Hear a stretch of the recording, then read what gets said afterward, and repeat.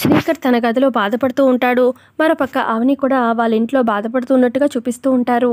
ఇక ఇటుపక్క అర్చన అమ్మవారి పూజ గదిలోకి వస్తుందనమాట. ఎవరు చూడకుండా లోపలికి వచ్చి ఇక అమ్మవారికి ఇలా దండం పెట్టుకుంటూ ఉంటుంది.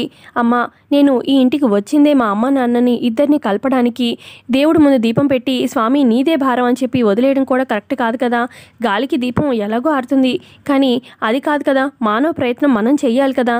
సో నా వంతు ప్రయత్నంగా నేను అమ్మ నాన్నని కలపడానికి ఏదో ఒక ప్రయత్నం చేయాలనుకుంటున్నాను. తర్వాత ఆ అమ్మవారి అని చెప్పి ఇక ఒక 2 చీటీలు ఆ అమ్మవారికి దండం పెట్టి 2 చీటీలు అమ్మవారి ముందు పెడుతుంది. ఇక ఇలాగా అనుకుంటుందన్నమాట అర్చన మనసులో. అదే అక్షయ మనసులో ఇలా అనుకుంటుంది. అమ్మ, DNA రిపోర్ట్ గురించి నాన్న తప్పుగా అనుకుంటున్నాడు అమ్మ గురించి, కానీ ఇది ఎంతో కొంత నా వంతు ప్రయత్నం చేయాలనుకుంటున్నాను. ఈ 2 చిట్టీలు నాన్న ముందు పెట్టి ఆ DNA రిపోర్ట్ ఎక్కడ తప్పు జరిగింది అనేది నాన్న తనంతట తాను తెలుసుకునేలా చేయాలనుకుంటున్నాను. నువ్వు కూడా సహకరించమ్మా అని చెప్పి ఇక దండం పెట్టుకొని ఇక దేవుడి గదిలో నుంచి బయటికి రాబోతూ ఉంటుంది. మరోపక్క అర్చన ఎక్కడుంది అని చెప్పి ఇల్లంతా వెతుకుతూ వస్తూ ఉంటుందన్నమాట వేదవతి. ఇక వేదవతి కరెక్ట్గా ఇక పూజ గది వైపు వస్తూ ఉంటుంది. ఇటేమో అర్చన పూజ గదిలోంచి బయటికి రావడం జరుగుతుంది ఒకటేసారి. ఇక వేదవతి అటు అర్చనను చూసి ఒక్కసారిగా షాక్ అవుతుంది. ఇక అర్చన కూడా గబగబా ఏం చేయాలో అర్థం కాక అయ్యో వేదవతిని చూసేసింది నన్ను అని చెప్పి గబగబా పూజ గదిలోకి పరిగెడుతుందనమాట. లోపలికి వెళ్ళి దాక్కుంటుంది ఆ గదిలో, పూజ గదిలో. ఇక వేదవతి గబగబా పూజ గది వైపు వస్తుందనమాట. ఇక వచ్చి పూజ గది దాటి ఆ గడప ఉంటుంది కదా, గడప దాటి లోపలికి రాబోతూ ఉంటుందన్నమాట. మళ్ళీ మంటలు వస్తూ ఉంటాయి. ఇక అప్పుడు వేదవతి అనుకుంటుంది, నేను అర్చన కోసం వెతుకుతున్నాను కదా, అలా భ్రమపడి ఉంటాను. అసలు నేను నిత్యం పూజ చేసే అమ్మవారే నన్ను ఇప్పుడు లోపలికి రానివ్వడం లేదు. అలాంటిది బయట అమ్మాయి, ఆ అమ్మాయి ఎందుకు పూజ గదిలోకి వెళ్ళగలుగుతుందా? వెళ్ళలేదు కదా. నేనేదో భ్రమపడినట్టున్నాను అర్చన కోసం వెతుకుతూ. అర్చన అయితే ఇక్కడ లేనట్టుంది అని చెప్పి మళ్ళీ అర్చన కోసం వెతుకుతూ వెళ్ళిపోతుంది. ఇక వేదవతి వెళ్ళగానే మెల్లగా పూజ గదిలో నుంచి బయటకు వస్తుందన్నమాట అర్చన. అమ్మయ్య, ఎలాగైతే నేను తప్పించుకున్నాను పెద్దవాడి దగ్గర నుంచి, నేను శ్రీకర్ సార్ దగ్గరికి వెళ్ళాలి అని చెప్పి ఇక శ్రీకర్ దగ్గరికి వెళ్తుంది. అన్నం పూర అదంతా ఒక ప్లేట్లో పెట్టుకొని తినిపించడానికి వెళ్తుందనమాట వాళ్ళ నాన్న దగ్గరికి. సార్, మీరు ఏమీ తినలేదని తెలిసింది, భోజనం చేయండి సార్ అనగానే ఆకలి లేదు, అసలు తినే మనసు కూడా లేదు, నా జీవితం ఇలా చెల్లా చెదురైపోయింది. ఒకప్పుడు నేను నా భార్య కూతురుతోని చాలా సంతోషంగా ఉండేవాడిని. నా కూతురుని చూస్తే నాకు ఎంత ముచ్చటేసేదో, చాలా ఆనందం వేసేది. నా కూతురు అంటే నాకు చాలా ఇష్టం. కానీ అలాంటిది నేను ఆ DNA రిపోర్ట్ చూసిన తర్వాత అవని మీద అలాగే నా కూతురు మీద నాకు మనసు విరిగిపోయింది, చచ్చిపోయినట్టు అయిపోయింది. ఇక అందుకే నాకు ఏమీ తినబుద్ధి కావట్లేదు, అసలు జీవితం మీదే ఆశ లేకుండా పోతుంది రోజు రోజుకి అని చెప్పి నాకు అన్నం వద్దు అని చెప్పి శ్రీకర్ అలా చెప్తూ ఉంటే, అయ్యో సార్ అలా అనకండి, మీ కూతురు అంటే మీకు ఇష్టం అని చెప్పి అన్నారు కదా, సరే నన్ను మీ కూతురుగా అనుకోండి, నేను మీకు అన్నం తినిపిస్తాను, కాదనకండి ప్లీజ్ సార్ అని చెప్పి ఇక శ్రీకర్కి అన్నం తినిపిస్తూ ఉంటుందన్నమాట. ఇక అలా అన్నం తినిపించేసి వాటర్ కూడా తనే తాగిస్తుంది. ఇక తర్వాత ఇలా అంటూ ఉంటుంది అర్చన, సార్ మీ అనుమతి లేకుండా నేను ఒక పని చేశాను, ఏమీ అనుకోకండి, ఇప్పుడే వస్తాను అని చెప్పి పక్కకు వెళ్ళి ప్లేట్ చెయ్యి అది పక్కన పెట్టి కడుక్కొని ఇక వచ్చి ఒక బౌల్ తీసుకొస్తుందనమాట. అందులో 2 చిట్టీలు అలాగే ఇక ఆ చైన్ ఉంటుంది కదా, అవని శ్రీకర్ల లాకెట్, ఇక అది తీసుకొస్తుందనమాట. ఏంటి ఇదెందుకు తీసుకొచ్చావు అని చెప్పి శ్రీకర్ అడుగుతూ ఉంటాడు. అది కాదు సార్, నేను చెప్పేది ఒక్కసారి వినండి అని చెప్పి అలా చెప్పబోతూ ఉంటే ఇక దూరం నుంచి ఇదంతా కూడా కృష్ణబాబు అలాగే నిహారిక చూస్తూ ఉంటారు.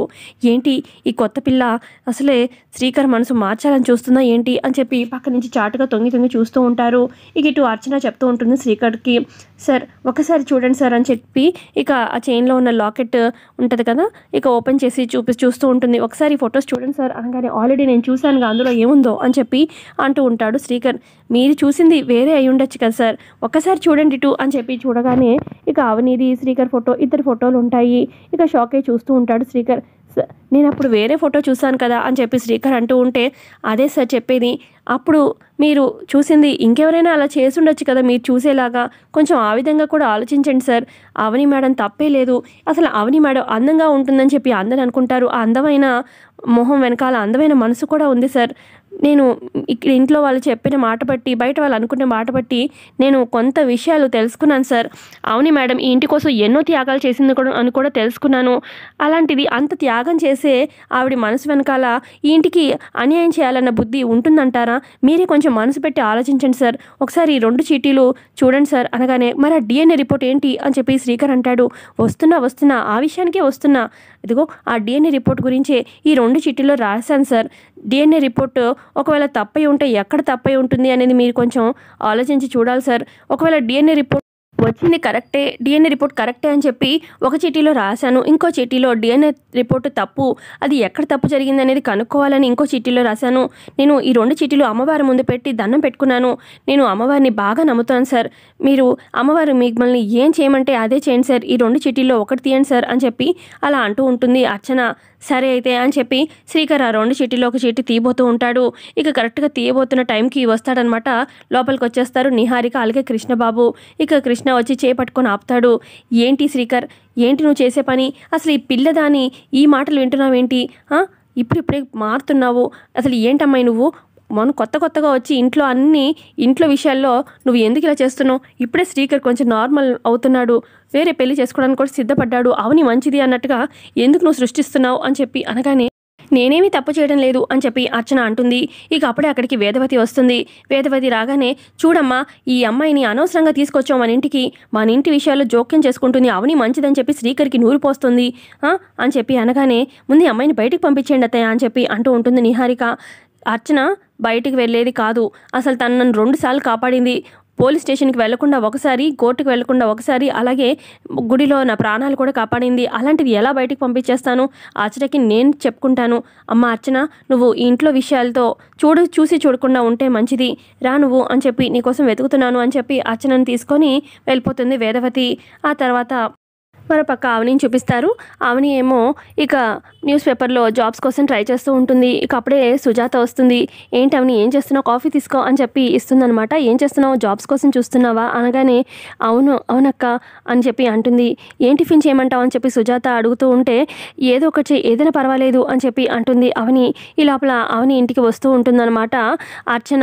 ఇక అర్చన ఇంటి దగ్గర వైపు వస్తూ ఉంటే ఇక అప్పుడు అనిపిస్తుందన్నమాట అవనికి మనసులో, ఏంటి అవని ఏం ఆలోచిస్తున్నావు అని చెప్పి సుజాత అడుగుతూ ఉంటే అప్పుడు అవని అంటుంది, ఏం లేదక్క, నా మనసుకు చాలా దగ్గరైన మనిషి నా దగ్గరకు వస్తున్నట్టు మనసుకు ఏదో తెలియని సంతోషంగా అనిపిస్తుంది అని చెప్పి అవని అలా అంటూ ఉంటే మేడం అనుకుంటూ అర్చన ఇంటికి వస్తుందన్నమాట. ఇక అర్చనను చూడగానే గుడిలో చూసింది ఈ పాపే కదా నాకు అక్షయ్ గురించి చెప్పింది అని చెప్పి రా మా అర్చన అని చెప్పి అనగానే ఈ పాప నీకు తెలుసా అని చెప్పి సుజాత అడుగుతూ ఉంటే అప్పుడు అవని అంటుంది, అవునక్క తెలుసు, ఈ పాపే మన అక్షయ్ గురించి చెప్పింది, అక్షయ్ తన నెక్స్ట్ బర్త్డేకి వస్తానని చెప్పింది ఈ పాపే అర్చన అని చెప్పి అనగానే అవును పెద్దమ్మ నేనే అని చెప్పి అనగానే పెద్దమ్మ అని చెప్పి ఇక సుజాత అలా అంటూ ఉంటే ఇక అప్పుడు కవర్ చేసుకోవడానికి అర్చన ఇలా అంటుంది, ఏం లేదు అంటే ఈ అమ్మని అమ్మలాగా అనిపించింది, ఈ అమ్మకి అక్క కాబట్టి మీరు నాకు పెద్దమ్మ అనిపించారు, అందుకే పెద్దమ్మ అనేసాను అనగానే ఈ లోపల అక్కడికి సుజాత మొగుడు కూడా వస్తాడనమాట నరసింహం. ఇక పెద్దనాన్న బాగున్నారా అనగానే ఎవరు పాప నువ్వు అనగానే అదే మన అక్షయ్ ఫ్రెండ్ అండి అని చెప్పి చెప్తుందనమాట సుజాత. భలే వరుసలు కల్పిస్తున్నావే అంత ఫాస్ట్గా అనగానే నేను అంతే అండి, మనసుకు నచ్చితే అంతే, నేను వేదవతి వాళ్ళ ఇంట్లో ఉంటున్నాను అని చెప్పి చెప్తుందనమాట అర్చన. ఆ ఇంట్లో మనుషులు కొంచెం తేడా అమ్మా, కొంచెం జాగ్రత్తగా ఉండు అని చెప్పి నరసింహం చెప్తూ ఉంటే అదంతా నేను చూసుకుంటాను, ఇప్పుడు నేను ఎందుకు వచ్చానంటే నిన్న రైతుల్ని పంపించింది మీ ఇంటికి నేనే, ప్రజెంట్ వేదవతి గారు అక్కడ పూజ గదిలోకి అడుగు పెట్టలేకపోతున్నారు, అసలు ఏంటంటే అక్కడ గడప దగ్గర మంటలు వచ్చేస్తున్నాయి అనగానే అవునా అని చెప్పి ఇటు అవని సుజాత షాక్ అవుతారు. ఆ తర్వాత అర్చన అంటుంది, ఇప్పుడు నేను ఏం చెప్పాలనుకుంటున్నానంటే ఇక అమ్మవారి మీకు మంచి అవకాశం ఇచ్చిందని చెప్పాలనుకుంటున్నాను. ఎలా అంటే మీరు వేదవతి గారి తర్వాత మీరు పూజ గదిలోకి అడుగు పెట్టగలరు, అక్కడ మీరు పూజలు కూడా చేయగలరు, మీరు గనక వచ్చి దీపం పెట్టి పూజ చేయగలిగితే మీరు తప్పు చేయలేదు కాబట్టి అమ్మవారు మిమ్మల్ని లోపలికి రానిస్తున్నారన్న ఇది వాళ్ళకి కలుగుతుంది కదా, మీరు ఒకసారి ఆ ఇంటికి రావాలి. అలాగే ఒకవేళ వేదవతి గారు అడుగు పెట్టలేక ఉంటే మీరు పల్లెటూరుకి వెళ్ళి అక్కడ ప్రసాదం చేయొచ్చు కదా, ఒకసారి ఆలోచించండి నేను చెప్పేది అని చెప్పి ఇక నేను వెళ్తాను అని చెప్పి అర్చన వెళ్ళబోతూ ఉంటే ఒకసారి రా మా ఇంట్లోకి ఏమైనా తిని వెళ్ళు అని చెప్పి సుజాత అవని అంటూ ఉంటే నేను ఇంటికి చాలాసార్లు వచ్చాను అని చెప్పి అంటుంది. వచ్చావా అని చెప్పి అటు సుజాత అవని షాక్ అవుతాయి. ఊరికే సరదాగా అన్నానులేండి, సరే నేను వెళ్తాను అని చెప్పి తులసి కోట దగ్గర అక్కడ దీపం వెలిగి ఉండదనమాట. ఇక అప్పుడు అర్చన అది గమనించి ఏంటండి మనకి ఎన్ని బాధలు ఉన్నా కూడా తులసమ్మ ముందు దీపం పెట్టాలి కదా, చూడండి దీపం లేక ఎంత వెలవెలిపోయిందో, నేను దీపం పెడతాను అని చెప్పి ఇక దీపం వెలిగిస్తుందనమాట.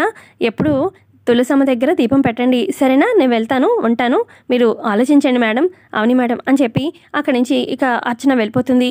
నా అక్షయ్ కూడా ఎప్పుడు ఇలాగే ఆలోచిస్తుంది అని చెప్పి అవని కూడా అలా మనసులో అనుకుంటుంది. ఇటు వేదవతి ఏమో ఇంటి దగ్గర బాధపడుతూ ఉంటుందన్నమాట హాల్లో. ఇక ఫ్యామిలీ మెంబర్స్ అందరూ అక్కడే ఉంటారు. ఏంటమ్మా అలా ఉన్నావు అని చెప్పి శ్రీకర్ అడుగుతూ ఉంటే, ఏం లేదురా 3-4 రోజుల నుంచి నేను పూజ గదిలోకి అడుగు పెట్టలేకపోతున్నాను, దీపం పెట్టలేకపోతున్నాను, ఎప్పుడు ఇన్ని సంవత్సరాల్లో లేనే లేదు, ఏ అరిష్టం వస్తుందో, ఎటువైపు నుంచి ఏం జరుగుతుందో అని భయం వేస్తుందిరా అని చెప్పి వేదవతి బాధపడుతూ ఉంటుంది. సో ఇంతే అండి వాళ్ళ ఎపిసోడ్లో జరిగింది. ఎపిసోడ్ నచ్చితే ఖచ్చితంగా లైక్ చేయండి. Thanks for watching.